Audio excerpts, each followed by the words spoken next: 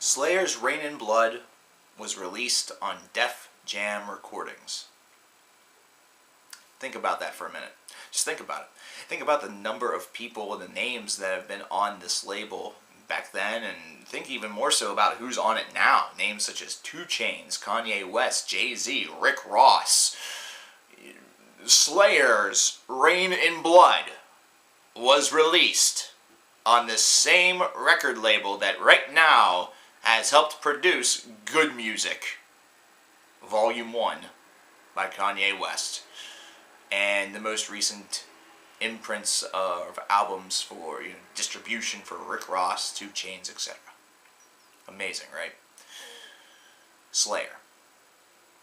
And unlike those albums which are delayed because the whatever, this was an album that was also delayed because of its graphic artwork as well as the lyrical content. But think about the time frame. This is 2015. This was whenever Rain in Blood came out. This was 1986. The PMRC was starting to pick up a lot of ground. They were, of course, looking at some of the hip-hop lyrics, and they were also looking at lyrics from people like Prince as well as Twisted Sister. So there's a little bit of a stir being caused by this group that was concerning lyricism in music, so that was probably a forefront of concern for Def Jam.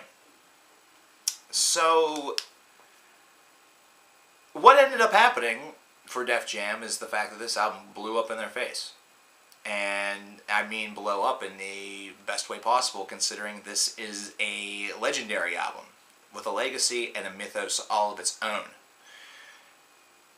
If you take a look at Rain in Blood, and you look at 2 songs specifically, if you look at the bookend songs, Angel of Death, Rain in Blood, you now will understand why I harp and why I pay such attention to bookend tracks, as I call them.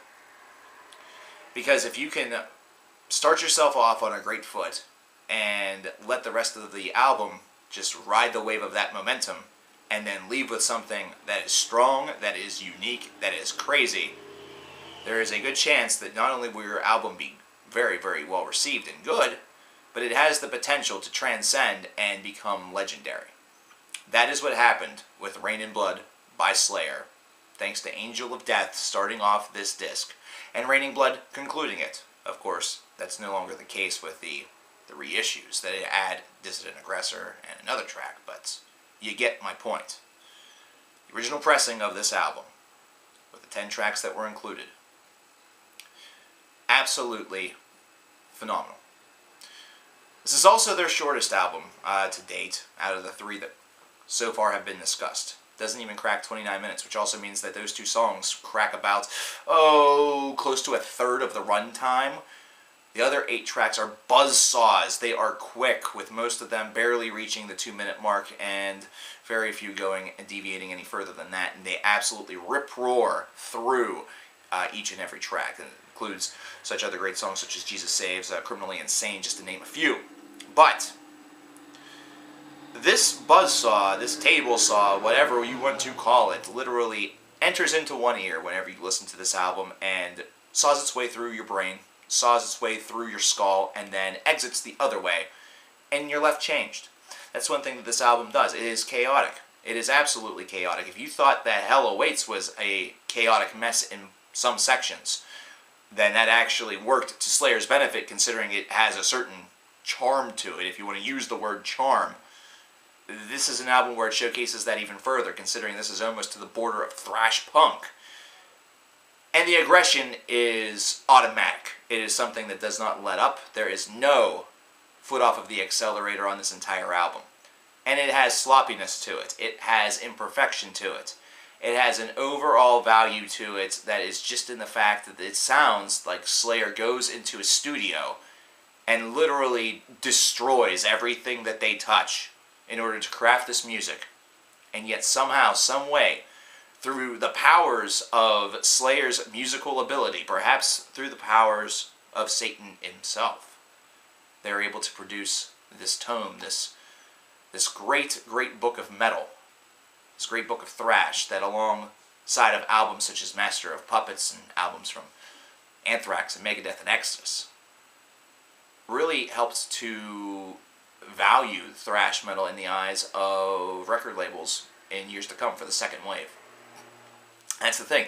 This is an album that is not only timeless, but it's also one that had a great deal of inspiration and a great deal of impact, and it was not something that was necessarily felt years and years later. This was one that was felt a lot more sudden, a lot more immediately.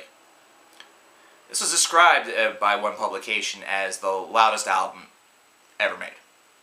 While that is probably not true, and maybe they should go with loud and surprisingly pleasant, considering Metal Machine music by Lou Reed is certainly loud, and it's very unpleasant. This is an album that for the time, though, was probably one of the meanest saws that anybody had really undertook and lived to tell the tale. The legendary aspect of this album, however, for me, doesn't make it the best Slayer album by any stretch of the imagination. I feel that it is in their pantheon of greats. It is absolutely worth every single praise that it is given, and its impact is still felt to this day. There are still bands that are very much so impacted by not only this album, but use it as a cornerstone influence. And because of that, it's certainly something to marvel. It's certainly something to behold. It has its place in history. But to think that this was released on Def Jam labels, to think that Def Jam would eventually split whenever Rubin departed, which would form the American label that became the cornerstone of what you saw on the back of a Slayer CD case in the 1990s. It's still amazing.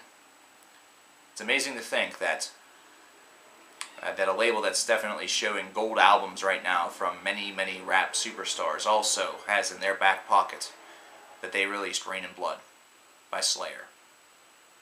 They released one of the most legendary, most essential heavy metal listens. That's something to marvel at. That's something that is incredible. The album itself is another story. It's amazing how fast that these riffs are being played. And we've said that for just about every album so far. That's going to change, but the speed is ridiculous. Hanneman and King, it's surprising that they still own fingers. It's surprising that they are still there, but they are, and they're still playing.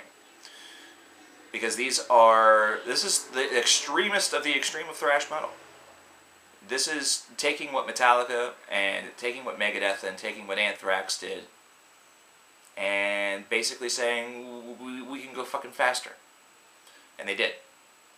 And the whole entire world marveled. This is universally loved. And it's easy to see why. Great appeal. A lot of fun. Heavy fucking metal. Would this continue, though? We need to talk about South of Heaven, which is the fourth album by Slayer. And we're going to do that with the next video, which you will be able to see a link for very soon, unless, of course, it's already there. Then maybe you should click it. Come Cover Killer Nation. Creepy children. Not mine. I'll talk to you later.